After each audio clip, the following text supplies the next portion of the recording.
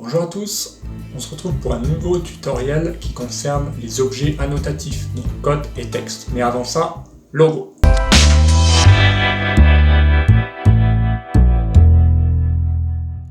Bonjour, je m'appelle Vincent Caviotto, je suis dessinateur projeteur en bâtiment et je fais de la conception d'outils personnalisés. Aujourd'hui, on se retrouve pour parler des objets annotatifs, donc tout de suite, je vais vous montrer ce que ça donne. Donc, vous voulez avoir des objets annotatifs qui vous permettent d'avoir différents affichages rien qu'en changeant d'échelle, et ben voilà, c'est 100% automatique. Donc là je suis au 50e, là je suis au 100e, voilà, et automatiquement si je me mets au 20e, la taille des textes change. Donc ça c'est grâce à l'annotatif.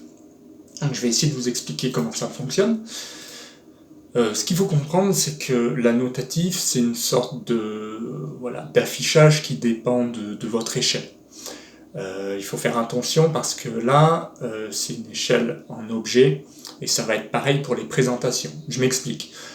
Bien souvent, on a des soucis, par exemple, là, ça s'affiche, et il se peut très bien que quand j'aille dans présentation, ça ne s'affiche pas correctement. Donc il faut voir ça comme des codes, on va dire fantômes, qui s'affiche ou pas. Donc vous pouvez avoir ici un détail, et dans ce détail, vous voulez afficher, je sais pas, une cote au 50e, et vous voulez faire un détail au 20e. Dans ce cas-là, vous voulez pas que dans les présentations, ce soit les cotes au 50e, mais au 20e. Bref, on pourra faire peut-être cette démonstration. En tout cas, ce que je veux vous montrer, c'est que l'annotatif, il faut bien le prendre en main. Donc si vous êtes le seul à l'utiliser, c'est bien dans un premier temps. Il faut savoir que si vous faites un gabarit complètement annotatif et que vous êtes 50 dans une entreprise à l'utiliser, par expérience, je sais qu'il y a des soucis et qu'il y a des plans qui partent avec la moitié des infos, parce qu'il y a cette notion de présent dans objet, mais dans présentation, il suffit qu'on n'ait pas sélectionné le type d'échelle annotatif pour que ça ne s'affiche pas. Alors, je vais vous montrer de A à Z. Pour commencer, donc évidemment, vous allez taper un texte, n'importe lequel, supposons un atto. Donc là, je ne suis pas annotatif. Ce qui est important, la première chose, c'est de choisir votre échelle. Donc je ne sais pas, si vous êtes au 50e, vous mettez un 50, et si vous êtes au 100e, vous mettez 100. Donc là, je vais rester au 50e. Ensuite, si vous faites vos cotes, donc je vais aller très vite, voilà, je fais des cotes comme ceci. Donc là, il n'y a pas d'annotatif. Du moment que vous avez choisi votre échelle, vous sélectionnez déjà les cotations. Donc les cotations, vous avez ici la possibilité de mettre en annotatif. Donc là, je n'ai pas créé un style annotatif, mais vous pouvez créer votre style de code directement en annotatif.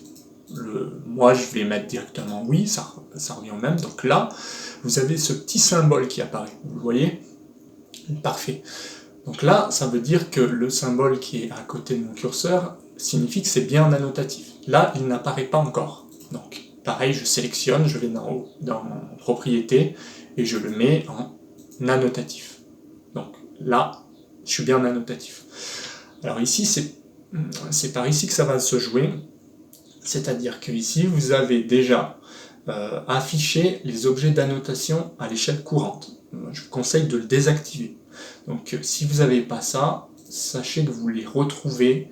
Donc tout ce qui est annotatif, c'est par ici. Visibilité de l'annotation, échelle automatique et échelle d'annotation. Ça, c'est important de les avoir.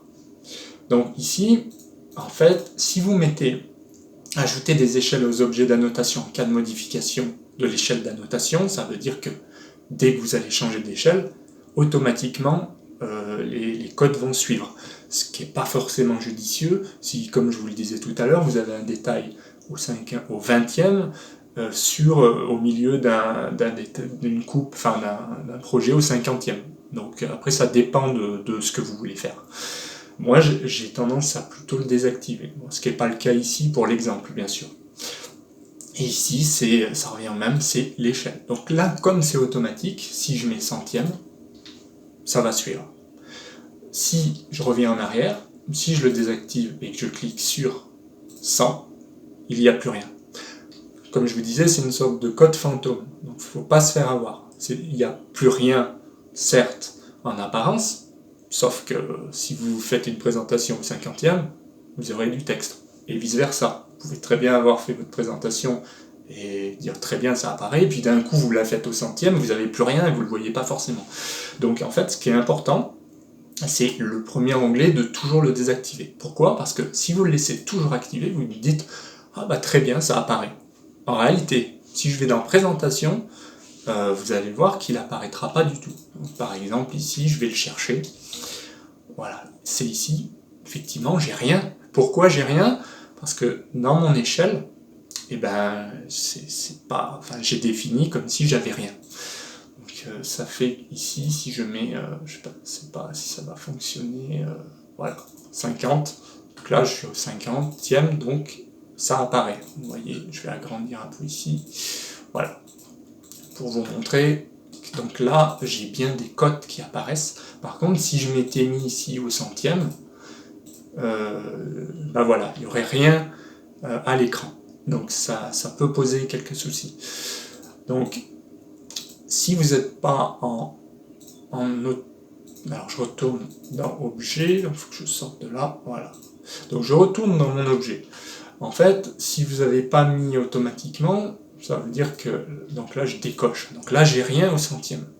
Sauf que je veux voir quelque chose au centième. Donc dans ce cas-là, vous faites ajouter ou supprimer échelle. Voilà. Donc là, il va me demander de sélectionner les objets. Donc ils apparaissent tous voilà, automatiquement. Donc je dis, je veux tout ça, je fais entrer. Et là, on fait bien ajouter et on le met dans la bonne échelle. Donc si je le veux au centième, je clique ici, OK. Donc ici, on a bien paramétré notre affichage au centième. Donc, pas de souci. Alors, il faut savoir aussi une chose, c'est que du fait que vous avez plusieurs cotes, là, je suis au centième. Donc tout ce que je déplace va concerner seulement le centième. Ça veut dire que si je retourne ici au 50e, ma cote n'a pas bougé. Donc il faut faire attention à ça. Supposons que vous vouliez absolument, je ne sais pas, que cette cote soit à cette position, voilà, sur toutes les échelles, ce ne sera pas le cas, parce que si je retourne au centième, je n'ai pas vu ici, mais il revient là. Donc ça veut dire que le texte, pareil, si je le mets ici, en fait, au 50e, il sera là. Donc c'est vraiment, il faut être prudent avec ça. Il existe une solution. Si vraiment vous voulez le forcer là, qu'il soit ici sur toutes les échelles, vous vous mettez là, donc là il vous convient, et vous faites synchroniser les positions d'échelle. Voilà. Du coup, si vous revenez au 50e, il est à la même place. Donc il faut faire attention à ça. Donc la liste d'échelles, c'est la liste des échelles AutoCAD. Vous pouvez en créer, vous pouvez en supprimer. Supposons que vous vouliez un 25e, ben, il va falloir le créer. Ajouter, supprimer des échelles, c'est ce qu'on a vu, c'est très important, parce qu'il faut être capable de gérer plusieurs affichages. Comme je vous disais, par exemple, ici, si voilà, on va faire l'exemple. Je me mets au 20e. Je ne veux plus rien voir d'autre puisque je décide de faire un détail là-dedans. Ici au 20e, je vais dire que je veux afficher ma cote. Voilà. On va dire que je veux coter ça qu'au 20e, par exemple. Donc là, je vais les mettre en annotatif. Ici. Voilà. Alors là, en principe, donc je vérifie que je suis bien à l'échelle. Donc là, ça a l'air d'être correct. Ça veut dire qu'ici, si je reviens au 50e, j'ai plus mon 20e, mais par contre, si je me mets au 20e, j'ai bien le bon affichage. Donc attention, une fois de plus, pensez à désactiver, parce que sinon, qu'est-ce qui se passe? Alors là, on se dit, voilà, ça apparaît partout, c'est pas bon. En fait, non.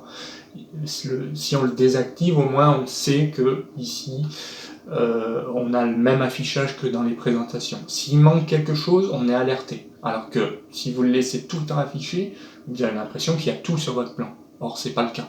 Et en plus, si vous vous mettez au centième, vous avez encore des résidus qui traînent ici. Voilà. C'est pour ça que c'est vraiment important de le désactiver. Là, je suis au centième, j'ai ce qu'il faut. Là, je suis au 50e, j'ai pas de 20e, j'ai pas de centième. Et là, je suis au 20e, j'ai que mon détail. D'ailleurs, qui n'est pas à la bonne échelle, mais bref, peu importe. Donc voilà ce qu'on pouvait dire sur l'annotatif. Donc soyez vigilants si vous l'utilisez. parce que effectivement, il faut vraiment avoir le recul que dans les présentations, c'est l'échelle qui prime, l'échelle d'annotation. Une dernière chose, quand vous faites propriété, vous avez ici l'échelle d'annotation. Ça veut dire que ici, si je veux vraiment du 1e, là j'aurai mon détail que je vais le positionner ici. Donc là, j'ai mon détail au 100e. Par contre, si je veux changer, bidouiller l'échelle, c'est ici que ça se passe. Dans ce cas-là, ça ne change pas l'échelle d'annotation. Donc vous pouvez jouer sur ce levier-là. Vous avez aussi la possibilité de mettre n'importe quelle échelle pour adapter un petit peu si ça dépasse, si ça sort du cadre par exemple. Mais en tout cas, voilà, ça c'est très important à savoir. Ici, c'est bien de l'échelle d'annotation qu'il s'agit. Je peux très bien avoir mon 50e et tricher ici et mettre du 100e. Voilà. Donc il ne faut pas se tromper sur les paramètres qui vont s'afficher. Écoutez, j'espère que ce tutoriel vous a plu. Si c'est le cas, je vous laisse vous abonner, je vous laisse mettre un petit j'aime et commenter si vous voulez d'autres tutos. Et moi, je vous dis à bientôt en vidéo.